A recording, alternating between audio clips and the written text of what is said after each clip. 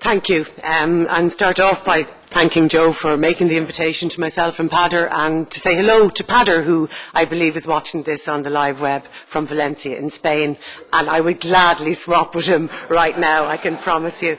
Because not only have I the daunting task of introducing this book to the public for the first time, but I also have the daunting task of an extremely distinguished panel to respond to it. So I'm getting slightly more than I bargained for than when we first had a conversation with Joe about the book and the McGill Summer School. But it's a fantastic opportunity, and thank you for being here to listen to it. So Pader and myself have been working on this book for the guts of a year that a lot changed, a year that really saw a transformation of politics in Ireland, and the book's title, Towards a Second Republic, Irish Politics After the Celtic Tiger, really sums up the degree to which the book is an argument for a Second Republic. And what we want to argue is that Don mentioned last night that there was a sense of optimism around, a sense that yes, maybe the tide is turning slightly and we will be able to get out of this. And certainly Pader and myself, I think, are natural-born optimists and will always try and see the glass half full. But there's a fear that, in our enthusiasm to see it all right, that what we will try and do is to recreate the past or get back to where we were before it all went wrong. And what we really want to do in arguing in this book is that the Celtic Tiger was in trouble long before 2007 when it all went wrong. And we don't want to go back there. We really do want to see this moment as an opportunity, as an optimistic opportunity at this stage, to actually embark on developing a new model for the Irish Republic, one that won't be vulnerable to the unsustainable boom-bust cycle that we've been in. Now, we've had attempts before. We've set up in the 1920s, the 1950s we changed our economic development model, the 1980s we had to look at it again, we set up social partnership, and we're now looking at it again. What we want to do in opening up a project of a Second Republic is look at the possibilities of moving to a model that for once and for all achieves sustainability in terms of a more even path of development that won't be vulnerable to another boom and bust in the next decade, the next 2 decades, the next 3 decades. So basically in the book we have a number of key messages. First of all, we argue that the Irish political economy model is broken, and we have a look at what's wrong. We argue that a new paradigm is needed and that there are options available, that globalisation sets the context for that new development model, but it doesn't rule out choices, and different countries have made very different choices in the context of globalisation. But we argue really clearly that what's missing at the moment in the debate is what are the values through which we'll make a judgment call on any new model of development. So we ask, if we were to adopt a Second Republic, what values would underpin that Second Republic and would help us have a moral compass towards our decision making for the future? We argue that that Second Republic and the determination of the values of the Second Republic can only come about through an active deliberation, through citizens in the public sphere. And we look at the politics then of making that happen. So I'll try and get through this fairly quickly, but they're the 5 key parts of the presentation and hopefully the bits of the debate that the panel might be able to take up. The book isn't a book by political scientists. It's a book very much framed around a political economy understanding of the world. So we've heard it's the economy stupid a lot of the time, but we're arguing, really important, it's not just the economy stupid. We're arguing politics matters, and that there are choices that we can make as a people that can overcome some of the economic obstacles that we're facing. We're arguing that social outcomes are very much shaped by how the state and the market interrelate, and that social actors influence that hugely. So a political economy model looks at the state, market and society and how those 3 spheres interact with each other. It's not just all about the economy. We're highly conscious that we're making decisions as a national political economy in a context of globalisation. So the international political economy matters hugely. And we're highly conscious that we live in an environment, and the decisions that we make impact on that environment, and we have to take that environment into account in our political economy. So we're trying to deal with a framework that has 5 aspects. It has the state, the society, the economy, globalisation and the environment, and all those things matter and interact when we're trying to tease out what are the possible opportunities for the future. Because we're at a time of change now, we're at a critical juncture, and while change happens at times of crisis, We determine the nature of that change, of the type of crisis. So how we come out of this crisis will be an outcome of our own political choices and our own social actions. And that's very much the focus of the book, is a call to have that debate about what way we want to reshape Ireland coming out of this crisis. Nothing at this stage is inevitable. We have alternatives. So, a couple of chapters in the book dedicates themselves to the politics of Ireland and what's wrong with the state of Ireland. And I'm not going to go into it a lot, primarily because we looked at it quite a bit yesterday. But in politics, we do argue that to some degree the political culture of Ireland has been very much shaped by the degree to which one party dominated the state. And the party was a Fianna Fáil party that had a particular populist, localist, personalist, clientelist approach to politics. And that has very much influenced the political culture and how we do politics in Ireland today. A particular thing I do mention that maybe hasn't been drawn out that much in the debate so far is the degree to which there's an absence of ideological contestation in Ireland. We don't have your traditional right-left divide. We've had our tribal politics. And we have an abhorrence to some degree about talking about values, talking about the different choices that are available to us. We prefer to be pragmatic. We prefer to be problem-solving. We're quite short-term. And we would argue that over the last couple of decades, there's actually been an intensification of that tendency to shy away from hard talk about the politics of choices that we can make. To some degree, the monies available to us through the period of growth made hard choices easier, and there was money to spread around, and we didn't have to have hard political debate about our choices. And to some degree, there's been a smothering of dissent, I think, to some degree, as the state enveloped more and more of civil society in a relationship of partnership, which didn't allow a conflictual conversation with the state about those choices. So we've had a lot of coordinative discourse in quite private spaces within social partnership, within task forces, within committees. We've had less communicative debate in public spaces with the public about what kind of choices are facing us. Likewise with the bureaucracy, the permanent government, we've had some discussion about that yesterday as well, so I'm not going to dwell on it. But just to say that while some aspects of the Irish state are actually relatively strong, we have quite uneven capacity in the Irish state. The bureaucracy is affected by the same political culture, and to some degree it's interfaced with the power elite and it's captured by vested interests, and Nyberg and Rattling and all that have gone into that in a long. But just one thing that's been quite topical the last few days, the dismantling of FÁS and the set up the new agency Solus. FÁS is a very good example, I think, of the uneven capacity of the Irish state.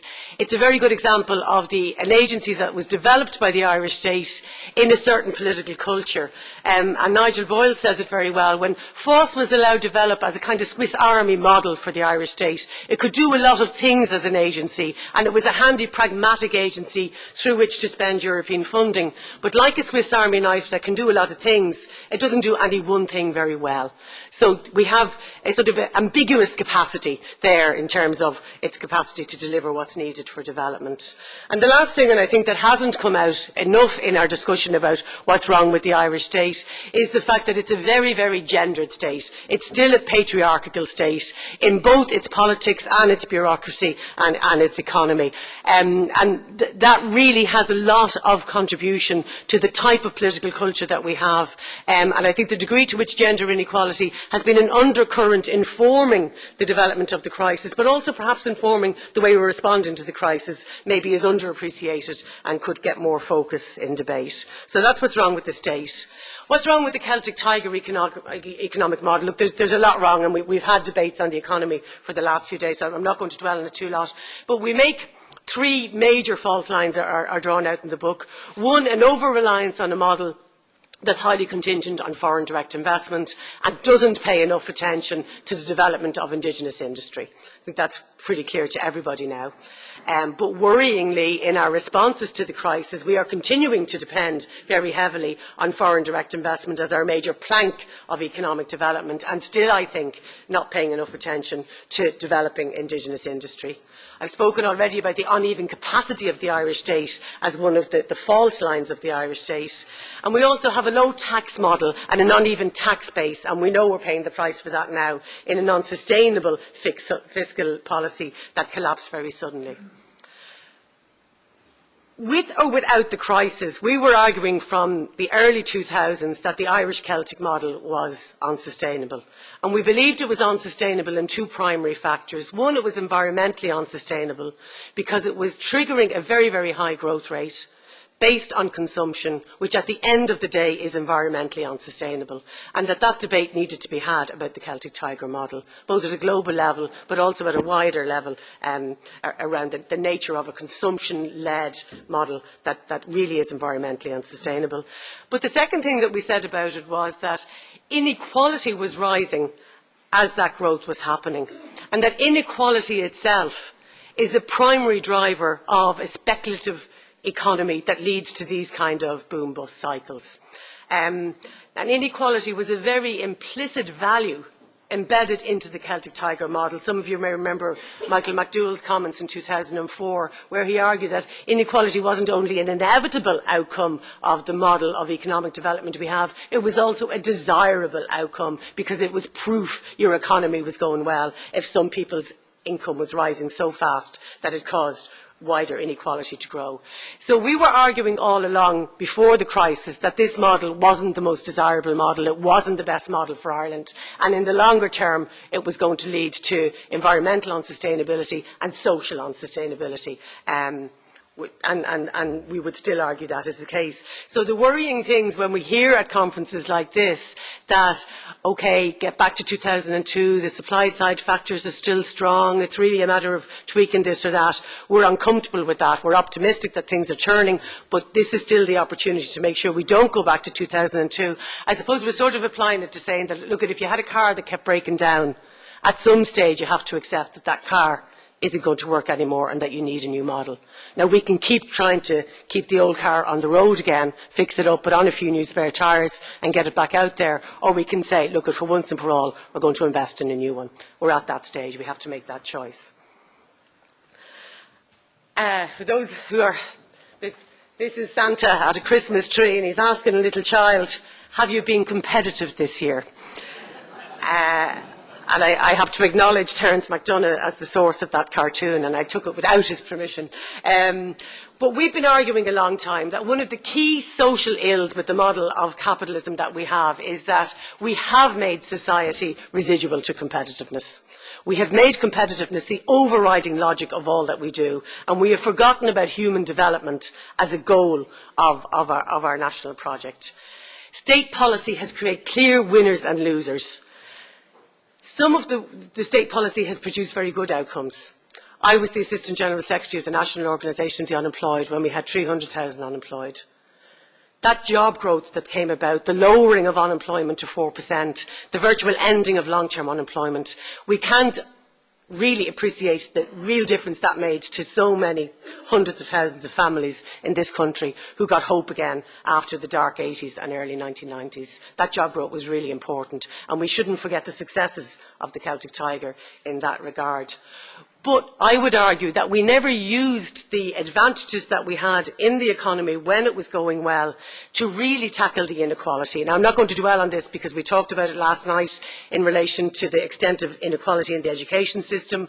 We'll hear about it later in relation to health. But one indicator would also be, and we'll hear about it later in social protection, even when we had 4% unemployment, we still had about 20% of the working age population dependent on social welfare. So we never went the extra mile to really make sure that we were using the benefits of the economic growth to develop the capacity of society to really be fully productive and participate in society and the economy. We never took on that hard challenge. And what I call arrested social development came out of that. Our social outcomes were inconsistent with our level of economic well-being or our level of wealth in the economy.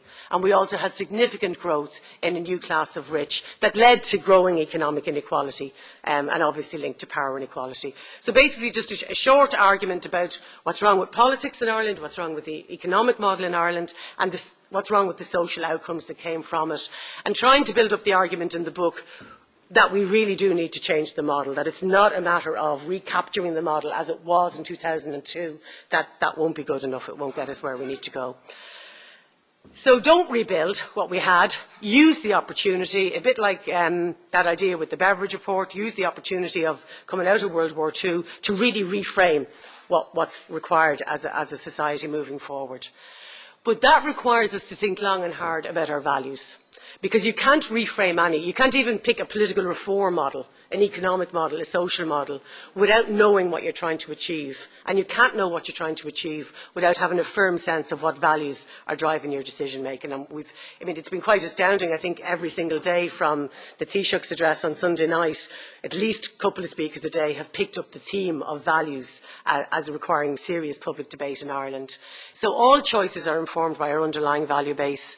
And the concept of a second republic, I believe, allows us the opportunity to revisit values as a key issue in Irish society. And I suppose we might ask, well, what values can we take from the First Republic and bring with us into the Second Republic?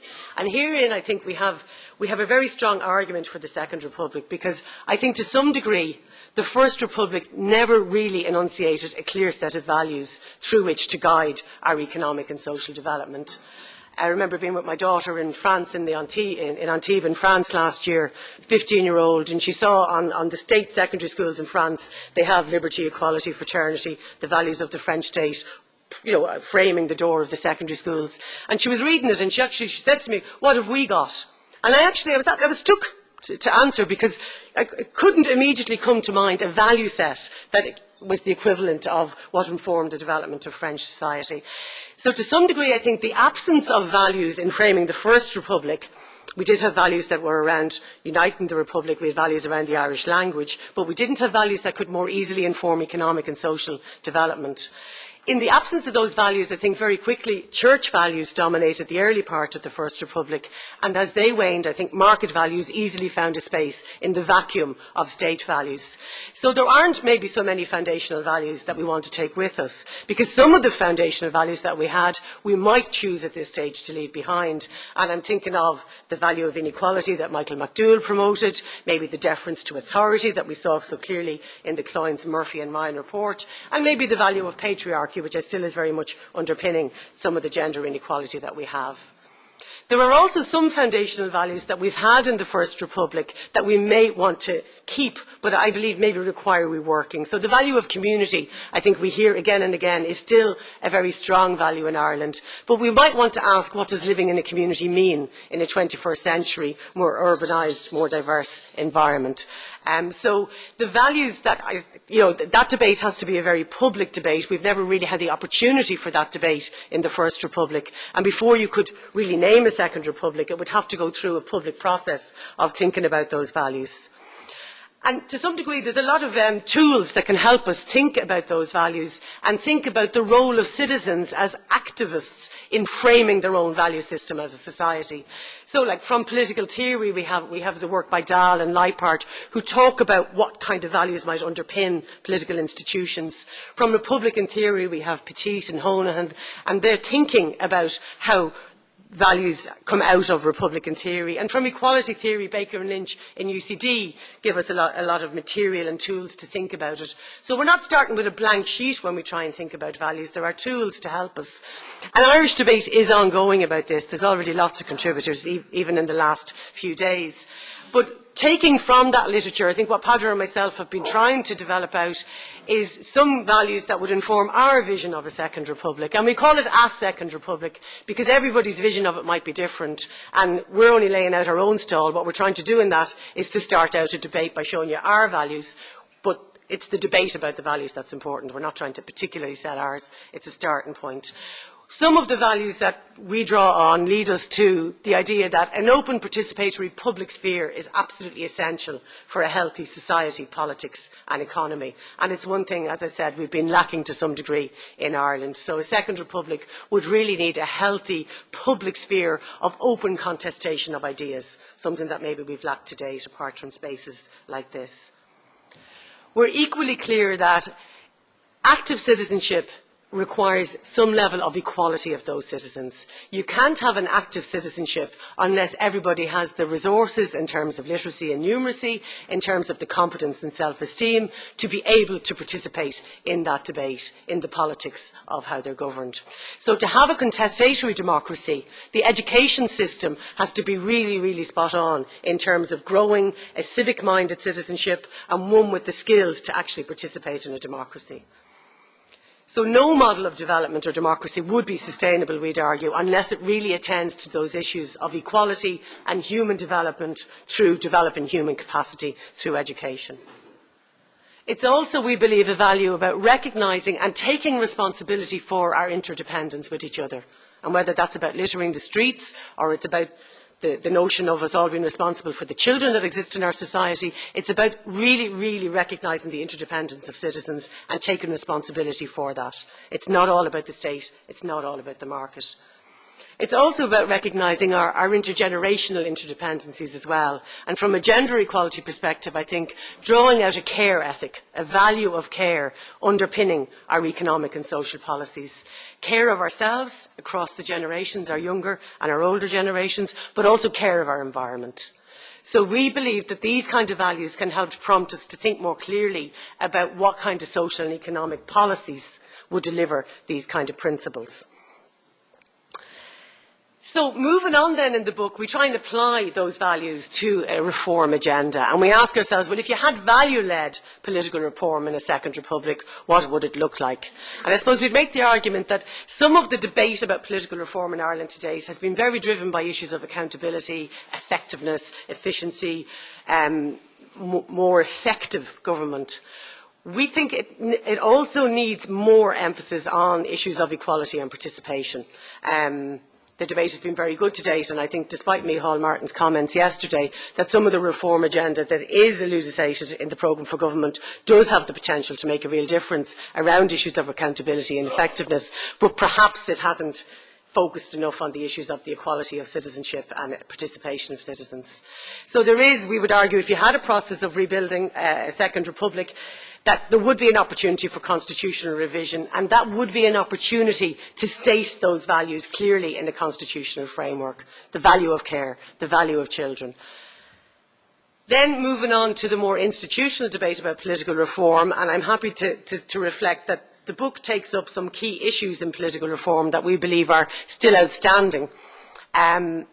And many of those were taken up in the debate yesterday, and there seems to be a body of consensus emerging around what they need to be, around local government reform, the issue of a taxation source for local government. We believe the retention of the Seanad probably would be more useful than its abolition, because it gives us the opportunity maybe to develop a participatory forum for citizens, with maybe building in the regional, local development model in a federal model possibly. We believe gender quotas would be necessary, but meaningful ones that actually do achieve an outcome at the other end. We believe that there are lots of ways to improve the electoral system. There was a discussion on compulsory voting yesterday, but there's lots of other things that can address the issue of voter participation, particularly of young people. Prior to that is citizenship education and the whole idea of developing that public sphere, that idea of the media and civil society actively contesting ideas and making politics relevant and exciting for people to be involved in.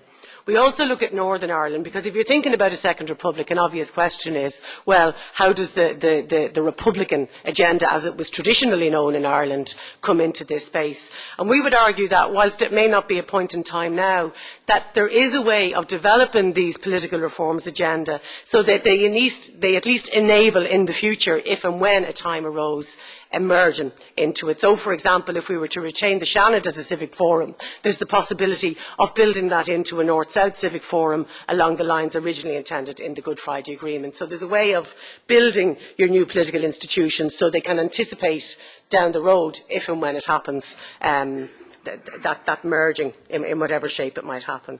So the political reform agenda, we believe that really the book, it doesn't deflect from, but the whole issue of separation of powers, Donald de Butler there in 1986 and I think in 1998 launched an agenda for a second republic at the time of the last crisis in 86.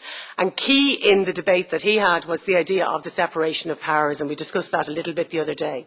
Now, in that debate, there's the idea of you either have a fused system where your cabinet comes from your TDs, as we have at the moment, or you have a completely separate system. There are some countries where they have a variety of choices in it, where you can take your cabinet from your TDs or you can select from outside. Now, I think Donal is going to take up that debate later, but we do believe it's a debate that needs to be had, it needs to be exhausted fully, and Ireland would benefit from that debate. We're not sure what the conclusion of it would be. And likewise with electoral reform. There are options there for electoral reform. We touched on it a little bit yesterday, and we'll touch on it again.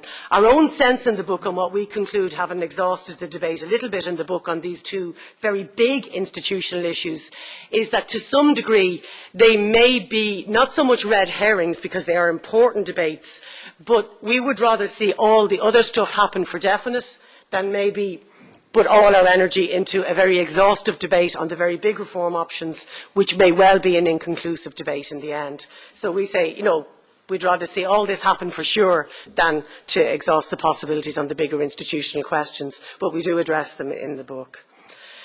On the political economy options for a second republic, and going back to that relationship between state, society and market, we're very clear that the national option for reformulating our economic development model does happen in the context of globalisation. And globalisation does set some obstacles, some barriers, some context certainly around it.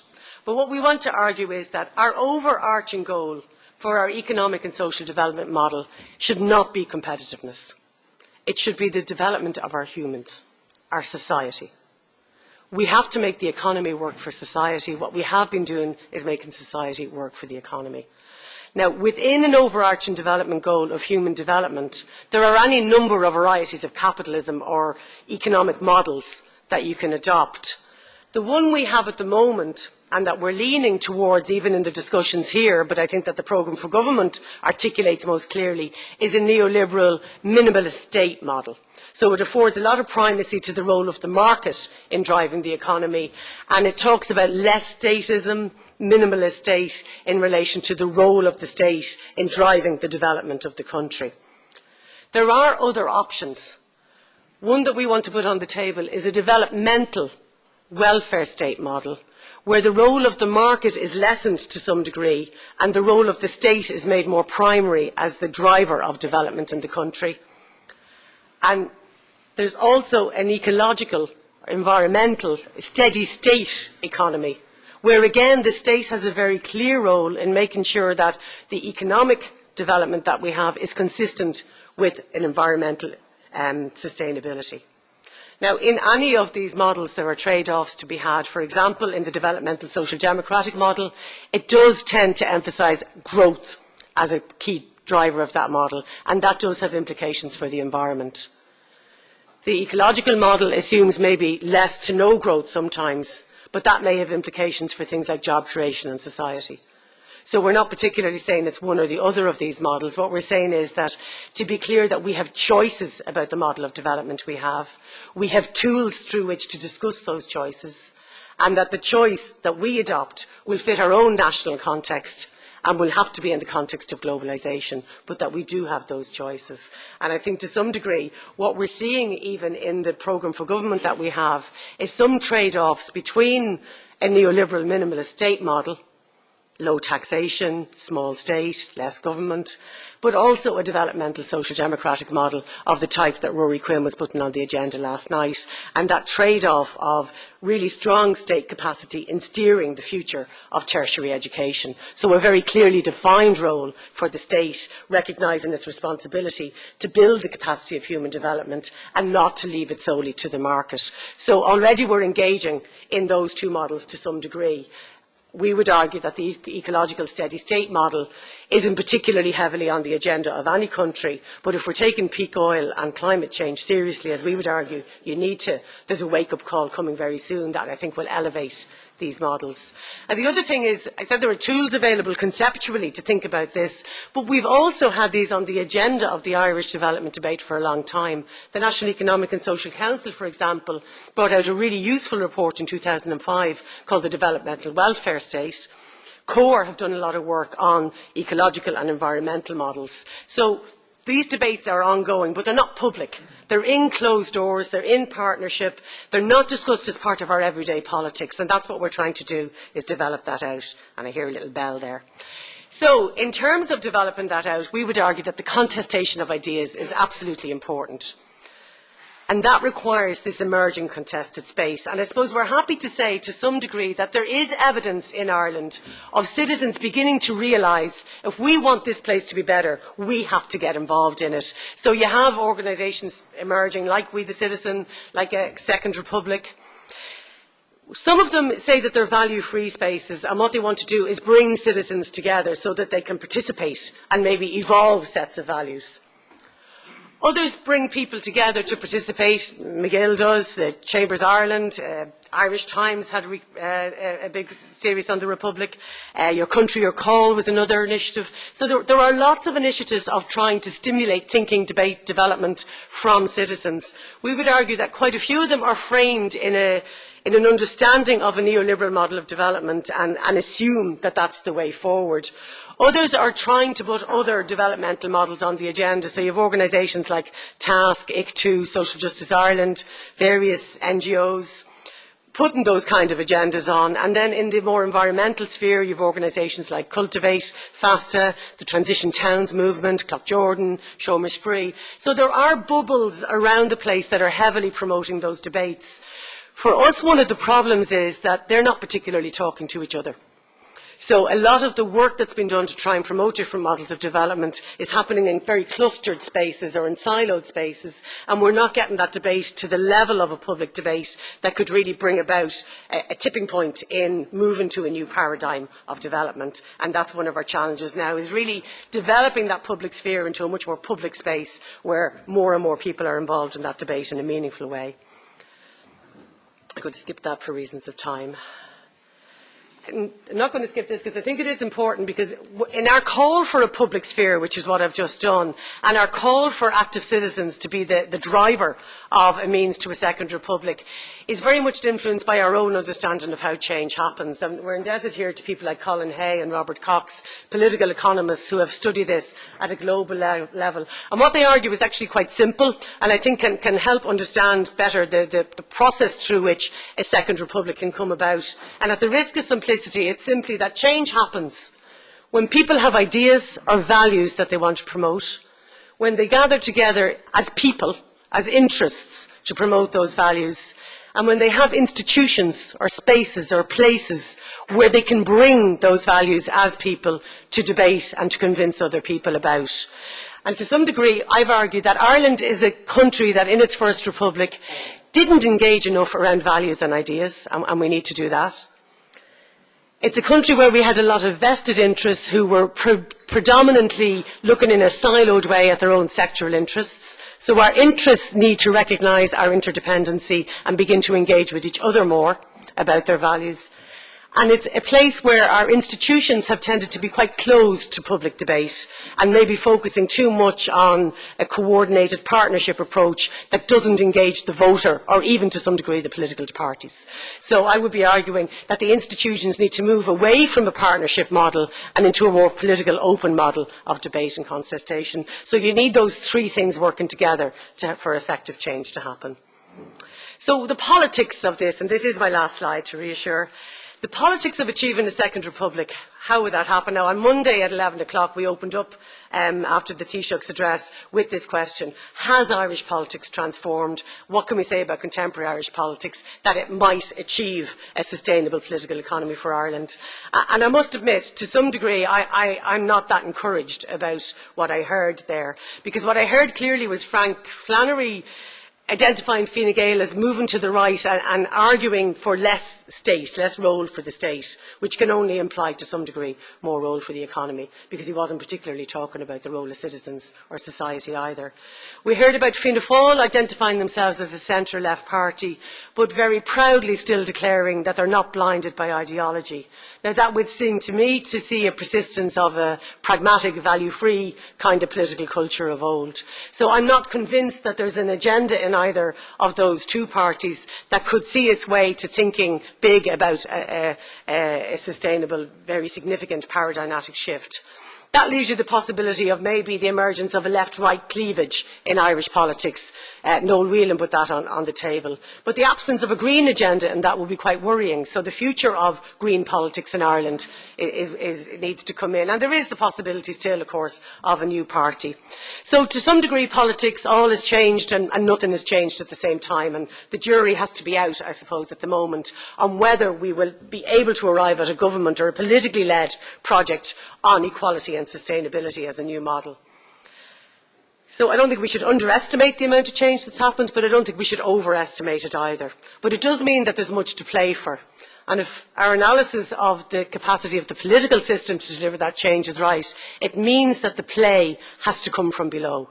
The play has to come from the active citizens, the power from below to push the political parties in the direction of a more sustainable Ireland. That has to come through that active public sphere that I spoke about. So to some degree, I suppose, the creation of the First Republic was very much a project from below. It was a project of the citizens of what was then not Ireland, the Irish state, but pushing a power elite to create something.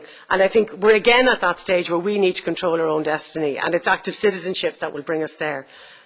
So the politics of achieving the Second Republic will not necessarily be a political party project. It will have to come from below and be animated from below. And that's very much what the book is trying to do, is contribute to that capacity for debate and to animate that debate from Irish society so that the power will come from below.